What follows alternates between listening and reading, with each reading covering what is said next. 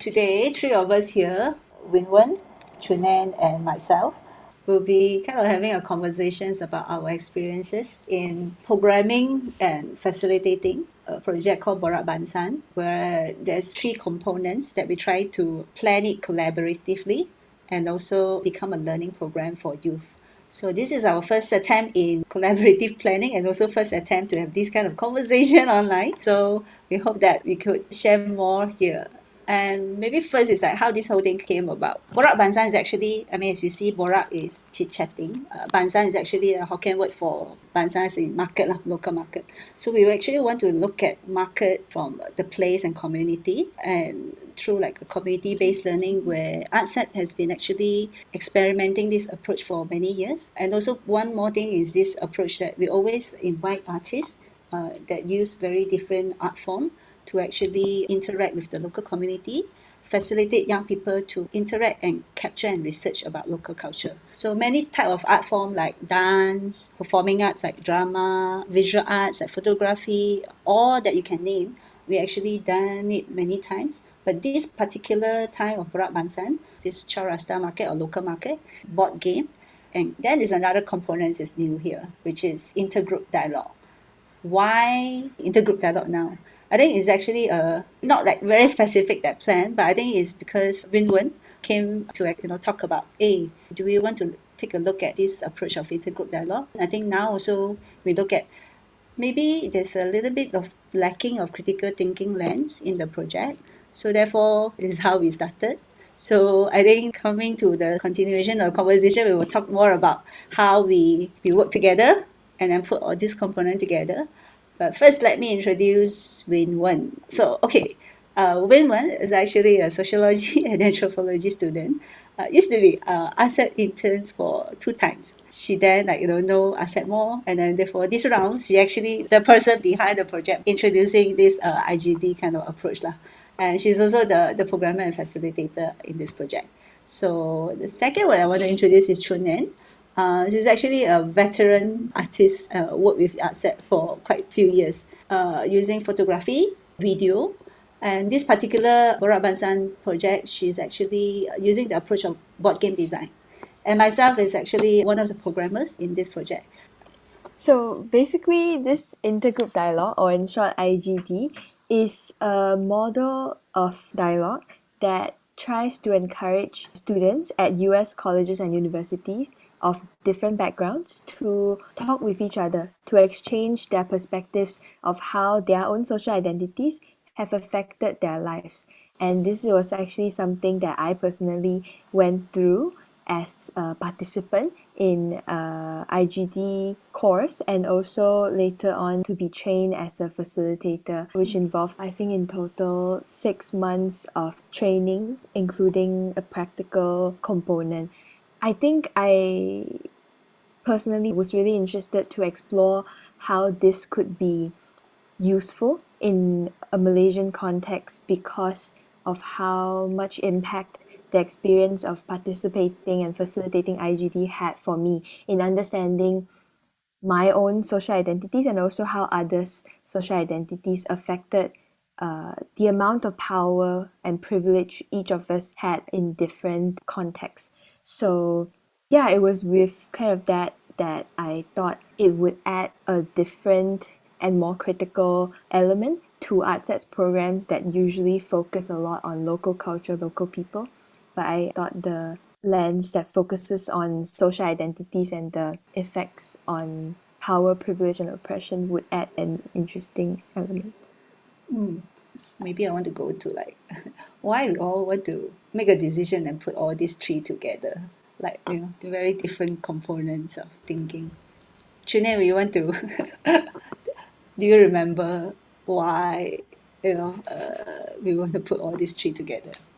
I definitely don't know how the PBL and IGD combo happened, but I guess in terms of board game design, then likely the reason behind the choice of this particular art form, designing a board game involves the ability to think critically and to decide what elements in the board game come together, and also how it reflects what, like, certain site research or certain things that come up during content decisions will just fit together.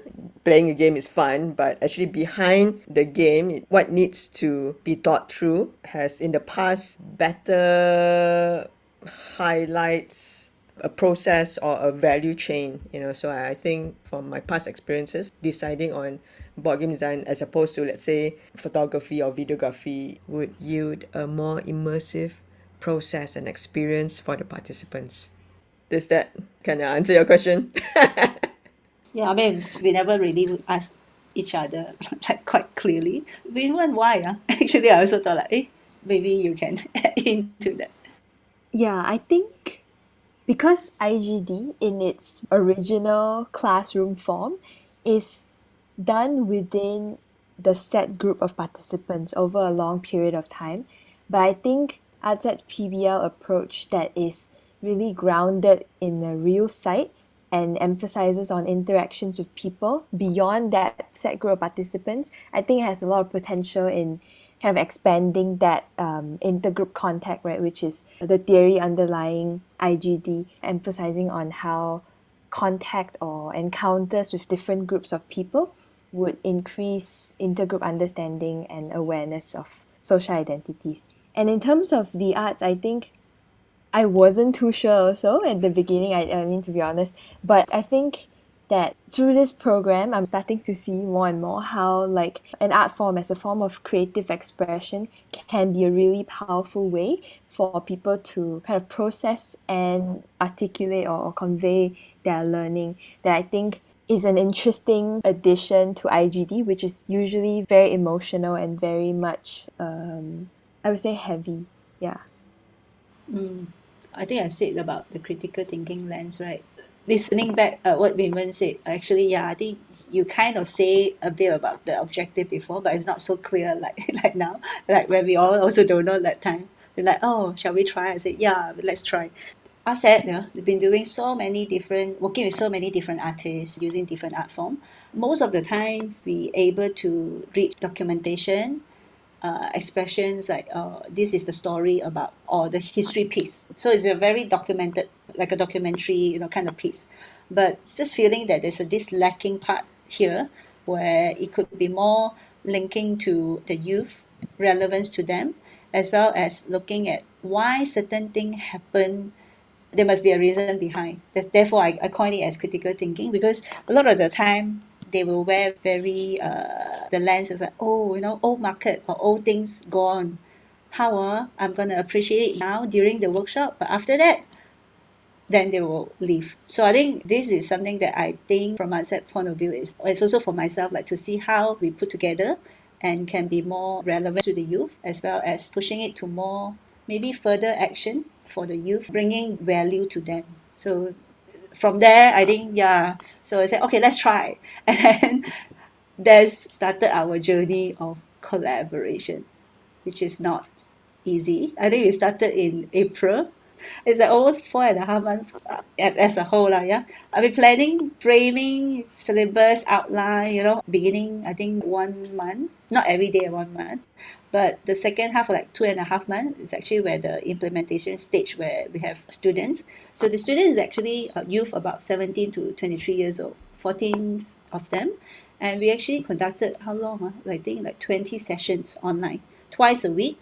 Wow, we thought the whole thing's gonna run in physical, face to face, but it turned out that because of the pandemic situation, almost 95% through online. Yeah. So how we work together? Now reflect back. Maybe when one you want to, you can remember how we started in April. Because each of us within the team came in with very different, almost specialization in a specific area, each of the components, that I think we started the collaboration really spending a lot of time to try and understand what is it really that each of us does. And I think with that, then we tried to come up with an overarching theme for the program that would work for all three components. And we eventually, after many discussions, because we already set on public markets as the site, and we thought inclusivity would be a more holistic way to look at the many things that the three components are concerned about, especially for social identities, thinking about diversity and what does it mean to live in a diverse community and what is inclusion. So we settled on inclusivity as the overarching theme, and in that we tried to introduce the same three components that we put in the acronym AIR: accessibility, interactions, and representation. And definitely the journey of arriving at that was not easy at all. Maybe Shane, do you want to pitch in a little bit and talk about like how we got there for all three components? Well, all three. Okay.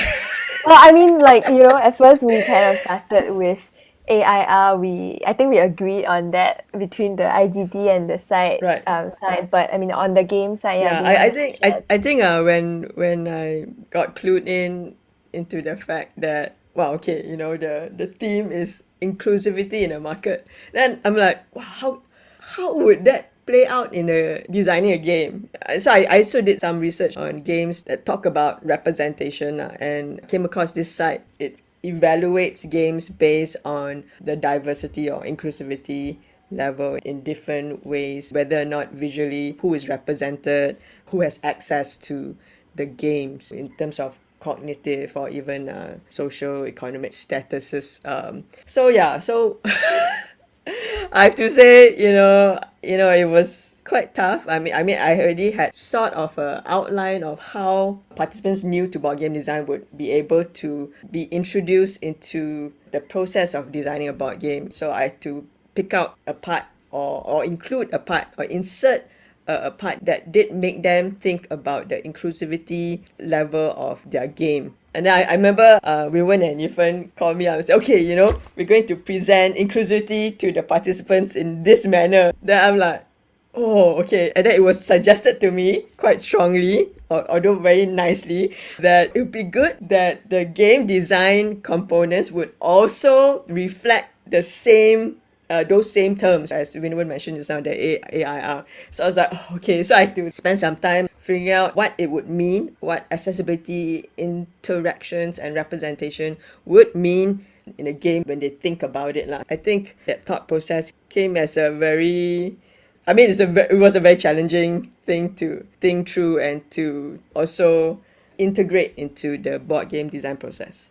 Maybe I want to top up here. Like I said, I actually involved in many different artists' work like this manner, using this approach, particularly actually game design, because I was more part in the previous project where the game design is pretty easy. Pretty easy as in, one topic, you collect the data, then you put into the mechanism. So then I thought like, oh, okay, what we already know how to do. Wow, but this round, the site research, the community part, I would keep thinking like, wow, last time we already so diverse. When you choose people to interview, when you approach vendors to be interviewed, we say, oh, as diverse as possible, as like multicultural as possible. Then we thought it's already inclusive. In a very surface level, we understand inclusivity. And this time of the Borak Bansan is like, wow, you have to actually look at this inclusivity so like deep, I would say. Then you relook at what your choice of like diverse and multicultural means. So it's not just simply representing Chinese, Indian, and Malay. So it's like a bit more looking at social economy, or whether a bit more details like race, religions, and all. So I think for very specific, I think in the site research is we try to select and analyze what the documents or the noun, like we actually chose pre-recorded audio and video about the market. So it's actually just show very surface about what's happening. But when we analyze it, and then we talk so much, it's like, analyze it through why people react this way, what identity they have. We spend so much time actually to analyze critically why things are as is what we see. And yeah, in this online setting, we couldn't go to the market a lot. So we actually use pre-recorded audio and video, and it's actually blown my mind when we actually have to do that. It's like, wow, actually can be quite good, huh? So I think one of the things that we try to do is also sending the kids out for their neighborhood market although pandemic, but we try to also ask them to wear a critical lens, like not just documenting.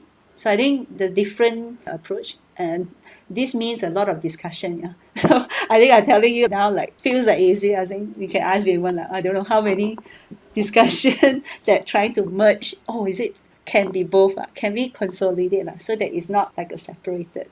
I don't know, right? It was like wow.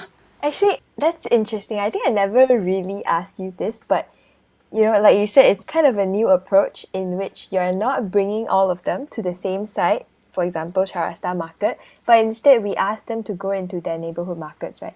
So kind of thinking about their connection to the place as part of the learning, like what do you think is the difference? I think this round, not that I very consciously know in the beginning, is because we have to turn it to online.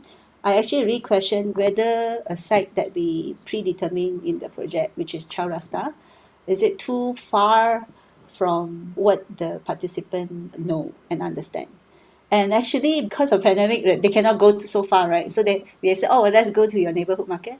And I found that the common values of local market is universal.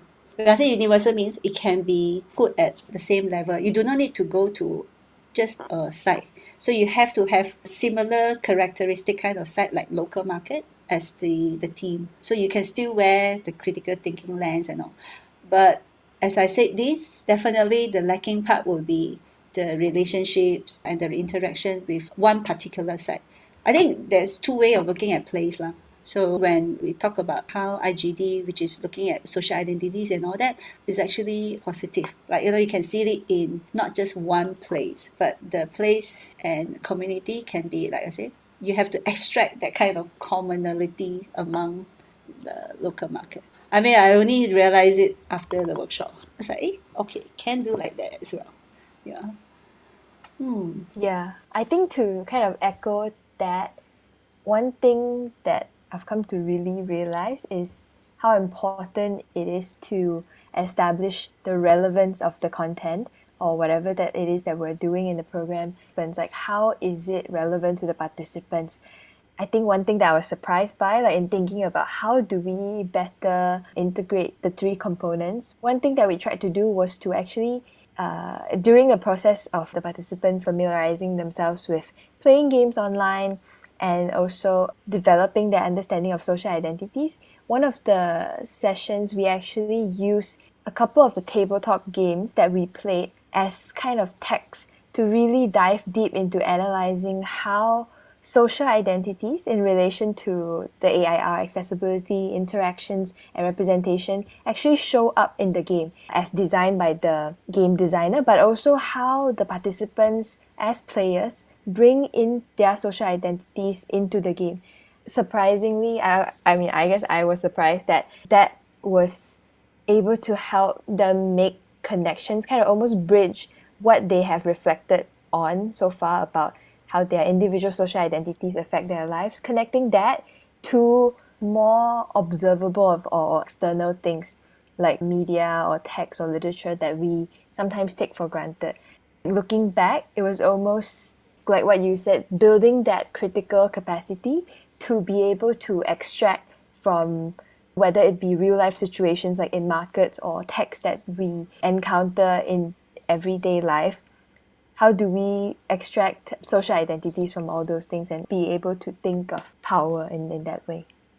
I think we really unpack this game from inclusivity and also look at the site from inclusivity further than what we usually kind of see. Yeah, I think I want to comment on because earlier on when you asked me about how the choice of theme impacted the way I had to program the game design part. One is how do you integrate inclusivity in, but also the choice of games. I mean, for those of y'all who are interested in the process and also thinking about the participants pacing each lesson, which components do we need to address or how do we layer it as we move along in the sessions. So in terms of game design, one is considering that we're looking at participants who may not play games. We had a poll or we had asked them questions like a survey about how much time they spend in playing games, and also the difference between online games as well as board games, and then board games online. So my whole outline of the programming would be like, first I need to expose the participants to different kind of games, different mechanics. So in doing that, I had to choose games that would best match entry level board gamers, and also think about game mechanics that were introduced through each game. So we started with a very simple game to more complex games, complexity in terms of game mechanics, how things work together in a game, as well as theme wise. So I had to research games that were also playable on Tabletopia, which is the platform that we use to play online games. Which games were on Tabletopia that also reflected and could be used to think about representation and inclusivity and diversity. So I remember we played Drama Pukul Tujuh, which is a locally made game, as well as rival restaurants. So taking that theme to help them not just learn about game mechanics, but also evaluate the games in terms of social identities and inclusivity. So yeah, and then from there, then hopefully they have enough exposure or experience in going through that or thinking through that, and also when they think about their own game, they would be able to also transfer that experience into creating a game that would also include inclusivity. Yeah. Oh, we actually did a lot in the planning. I think programming according to an overarching theme or how that is actually look like in the game or in the site, and also the interaction. One thing I think we also think a lot is actually now that we have to move to virtual, how we can engage the participant as we usually do, because we usually conduct workshop face to face physically. So then this came like how I still remember I actually stopped thinking for a while. Wow, I never done virtual learning. I don't like actually virtual learning, and how this place-based learning that everybody thought like, wow, it has to be face-to-face, hands-on, experiential in a way that touch five senses, will be can look like, and how can I program this experiential in online setting. So I think not just me, definitely it's the whole programming team. I think they are so I can use the word canggih. Suddenly things like Miro came in. What is this? Things like all sort of different platform. We just have to learn within 2-3 days so that we use it for our planning, plus use it to introduce to the participants. So it's like the highest digital platform learning of my life for like this short time. Over here, I think more challenging is how we replicate plays. I don't want to use the word replicate, but a lot of people ask, can you still do plays based when you go online? First thing is, I think we trying to find one way, like I mentioned just now. If you can't go to a far away place, go to your neighborhood market, if it's still allowed by your family member. So that's first thing. There's also, we try to like give this at least this small windows of engagement with people. I think the other engagement we tried is like keep highlighting the individual perceptions, like observation throughs, taking some photo, brief interview with people that they can meet in the market. But a lot of it is like secondary resources, not first hand, but it could be find online. And I think that kind of brief experiences is, although not perfect compared to the five senses kind of experience that we used to have, but I think consider pretty good, I would say, for virtual learning, that we're able to push it. And plus the one that I say, make use of pre-recorded audio and video. It's like, wow, yeah, we don't need to reinvent new things, but actually we should just open up and find what are the existing materials and design it to be more engaging for the youth. I think that part is something eye-opener for myself. Even though I programmed it together with the team, I was like, oh, I think possible and can do. I don't know whether Winwen or Chunen, how do you feel like from the game point of view, or what kind of activities that we plan? Actually, I want to kind of respond to what you said, because you said, it wasn't that bad, but I think that the lack of physically being there and interacting, but instead of that, relying on pre-recorded video and audio, further removed the participants from the site. I think it hindered their ability to connect to the site in a way that includes like really deep reflection about how their own social identities affect their experiences on site because they haven't had the opportunity to really experience the site that much. It became much more analytical, like a third person, for example, when they were listening to a recording of a vendor interacting with a customer, they were really able to unpack from the languages they use, the tone they use, what kind of information or what kind of responses they were giving each other. They were able to analyze the power dynamics that were going on and relate them to social identities. But I think one thing that I felt was a shame or kind of a shortcoming is that they weren't able to fully place themselves in that space, which I think later on we saw some consequences in the game design part as well. Maybe Chunyin, you want to talk about maybe that? Previously, we had 2 years of youth arts camp with board game design. The participants had to go to the site, come back, cut paper and draw stuff on physical materials in order to create their prototypes. And also just the brainstorming, a team brainstorming process of putting thoughts on a mahjong paper, putting it up and then presenting that way. I think having to go from such a personally interactive process to like, we have to figure out everything online, figure out how they would do that mahjong paper thing online. They will have to figure out how to create their cards and their components for their game online. Yes, I do think that not being able to meet physically or go on site physically did have an impact on how their games turned out. There was definitely some detachment when it came to designing their games. They could only reference the very few times that they could go on site to observe, to talk to people. But, in a pandemic, I guess, it couldn't be helped. I should also bring up that in the context of, the theme is about inclusivity, getting them to think about how things are accessible.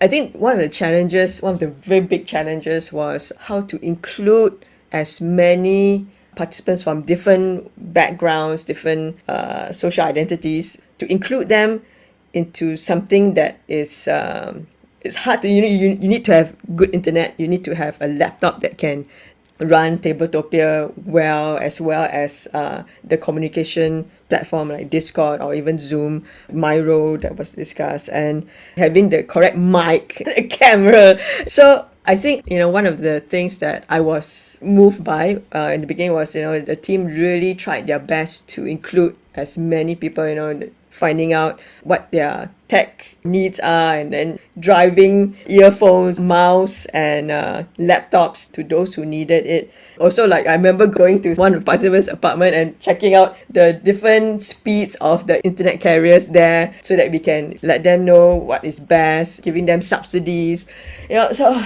But even through all that, I think towards the end, many of them who couldn't really access it tech-wise and also, time-wise, chose to drop out. So I think this is another shortcoming of going fully virtual. I think what you describe is the other side of turning things virtual, and not so much looking at even the content or like their absorption of the content yet, but at the very basic level, right? The barrier of entry, the accessibility question.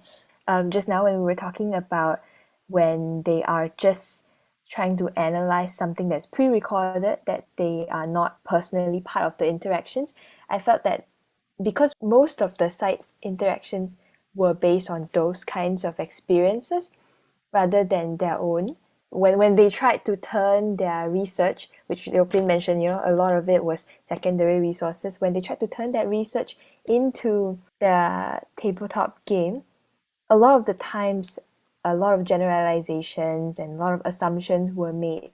And I felt that there was something that I wish could have been different, but maybe I don't know if it's something that is inherently to do with virtual programs, but I think that's something I would want to think about, like how can we do better on that, and maybe Yopin want to. Um, like I said, I kind of switched my mind like online. I mean, you cannot have 100% how we normally or usually did, you see, because however not familiar a youth in a market, let's say Chaurasta, throughout the program, because it's quite a long duration, we actually immerse them, give them activities that the interactions to let them see, observe, hands-on. So that part definitely missing here lah. Because over here, I think the things that we say is the neighborhood market that I can kind of make that relevant for them a bit more because of the not availability of going to a site throughout certain activities that we design. So then we go into a neighborhood market, hopefully that they actually more familiar with the market next to their house. But this is also not the case for all lah. So it's actually in general is youth might not actually look at local market same with each of the participants. There might be some participants go to market and can connect to market, but some not. I think it's commonly happen, but it's easier to be planned and programmed when everybody in a physical workshop. Then we can see each other pace and how they see things. But when it go into different neighborhood market and there's less collaborative working, it reduce that kind of engagement. But like I said, I started with accepting that this is an online, therefore the place it become more incorporating and understanding local market and local culture. Yeah, I think definitely missing that part, but not fully say cannot go, but I've never seen it as a one-off thing. So I think, yeah, that is a good start to be able to do something linking to place and local culture, even in a pandemic situation. But we would have to think a little bit more about how the program should link to the site and the community, and also do some self-questioning about markets. It's not something that youth are so concerned about now. After this round of youth arts camp online, I will also want to relook at the choice of local markets as a site to think about its relevance to today's youth, how to program in more different way that could also combine online interaction as a beginning, then only weave into the real site interaction. Still in a thinking process, so no conclusion set yet. I must say that because board games are in itself are an interactive activity, even when they put things, I mean, they weren't there at the side, but they put elements in the game or they created characters in the game that I'm not sure what it was based on. But then when they open it up to playtest and then people started to ask critical questions about why is that person there or what kind of identities are shown in the game, I think that sort of also put them back into like, hey, is that really reflective of reality or is that something that was just born out of imagination? One of the good things about trying to create a board game that thought about social identities really helped pull them back from a little bit lah, from something in the air to something like what is really experienced, what's actually on the site. Yeah, I think we talked quite a little bit about our whole approach and also the programming process. I think we probably go into this last question that we also put in the beginning. Maybe first is like, do you think it's worth to put arts, local culture, or local research site community plus IGD, combine it together as a learning program? Is it worth? Is it possible to combine? And would you want to do it again? It's definitely possible. I think it's very possible. It's just that 2.5 months may not be enough because it's online probably. But if it's a physical, I think it's doable, definitely. The engagement would be much faster and more integrated. And I can see a lot of values in it from the participants' feedbacks, and all that they actually see things not so utopia and so surface, but they actually start to ask a lot of why. Not just creating arts, interacting, and go to documenting something for the past or for now. But I think it's also look into the future where how I would like to put my thoughts and my value of something, and they want to express it. And they start to ask why last time used to be like this. Can't it be future in a way like this? Yeah, I think that's my takeaway that I think is worth. It's just that the collaborative process has to be with the team that really wants to do it. Winun? Yeah, I think I feel similarly. I think definitely retrospectively. Like you said, I think these three components complement each other very well in a way that I didn't quite expect.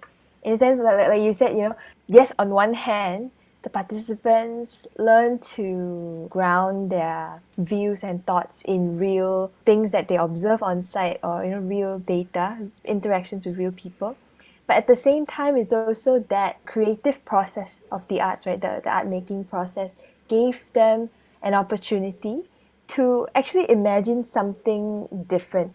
I think one big question that the participants wrestled with when they were making their game, and that we kept throwing at them, is: are you trying to present the real market, like how a market really is, and then through that raise awareness of certain things, provoke certain thoughts? Or are you trying to present kind of a utopian version of what you think an inclusive market could be? We had a lot of dialogue surrounding these two options, right? Like, what is it that you want to do? Like you said, putting their values into things, but also at the same time thinking about their audience and thinking about, in a bigger picture, what does it mean to want to use an art form as a form of social action. So I think, yeah, in that I really saw the unique potential of the arts in adding to IGD, in imagining kind of in the last, I would say, most crucial part of IGD, like after you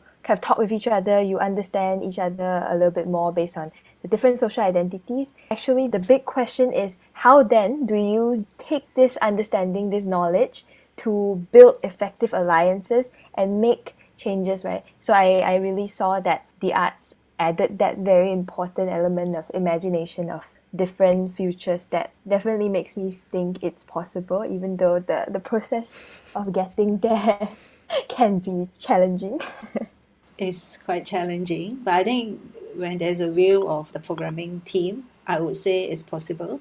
Just to reckon to what the women said, a lot of the time, the common thread of people say, "Oh, arts, you learn the skill, then you draw or you dance, you present, that's it." So I think in this context, I think while the kids actually, after they put in the content to the game, they are quite eager to think like, how this game is being played by real people. It's not just an output and then they say bye-bye in the workshop. So I think that's something that I think is quite valuable. So we don't just stop, and they're making the action, although it might not be a big movement, a big protest on the road, on the street, but this is one way that they could use their skills and express what they think about a particular topic. In this case, it's the local market and the inclusivity. Yeah. I guess from a game design perspective as well, I think having a collaboration with or integrating place-based learning as well as intergroup dialogue methods, I think it informs into the game in a way greater than, I mean, like when we design games, a lot of times you come up with the gameplay and then you try and fit a theme. But in this process, sort of like a reverse process, like a theme-based, content-based process, it gives a game more depth, more layers, not just what it means or what they observe from a place or a site, but also when you incorporate IGD into it, it makes the game have deeper values where the designers are thinking about what they're trying to say and who they are representing, who they are saying it to. So I think the two components being integrated into a game design really just gives a greater value to the game itself. Yeah, I think what the two of you said kind of made me want to think of the larger context that we're living in, right? I mean, in our Malaysian society, the rhetoric of unity, tolerance, bertoleransi, and then everything will be okay. I think being able to ask why, like your pin said, and then being willing and able to want to imagine something different, I think is something that is really important and necessary.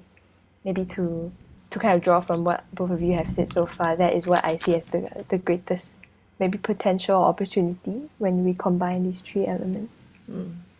There you go. Our conversation. And thank you for listening.